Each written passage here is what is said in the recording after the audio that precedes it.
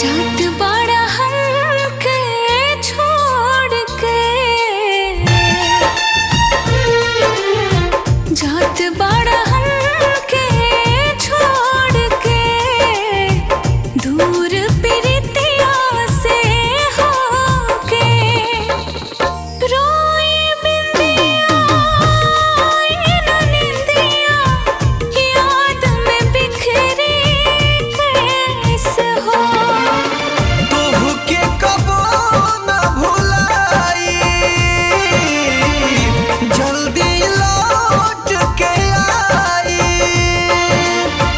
करतनी वादा ना बदली इरादा, अब का कहीं विशेष हो। जल्दी से आई हा, भूल न जइहा, जाके पिया परदेस हो।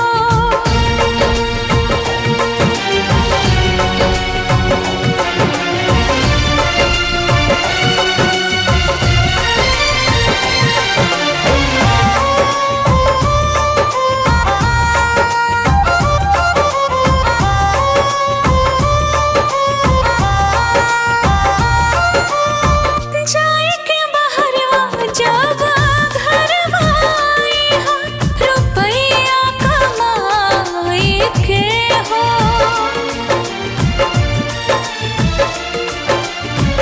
करे करे जोरी सैया जाने लइहा, सौ दिन बनाई के हो,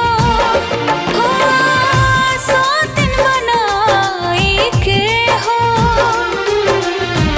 जाके परदेस रानी लौट के आइब, जाके परदेस रानी लौट के आइब, रुपया कमाई के हो।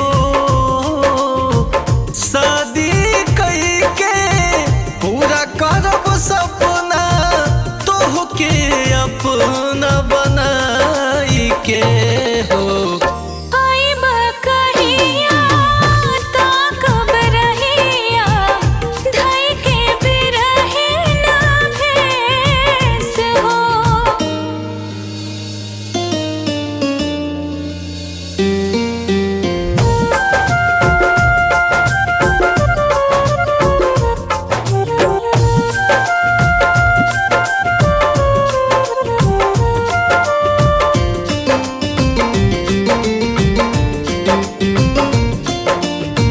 लागे ना मन धन तोहारा बिन, एको दिन होके दूर हो।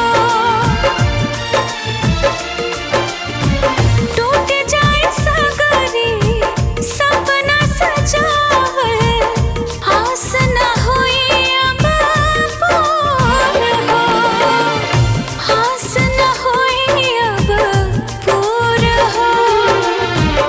लागी न मन हमार धन तोहरा बिन, लागी न मन हमार धन तोहरा बिन, एको दिन हो के दूर हो। पेट के सवाल बाटे जुदा होत बानी, दिल ही भइल मजबूर हो। घुट घुट के जियब याद तोहे कई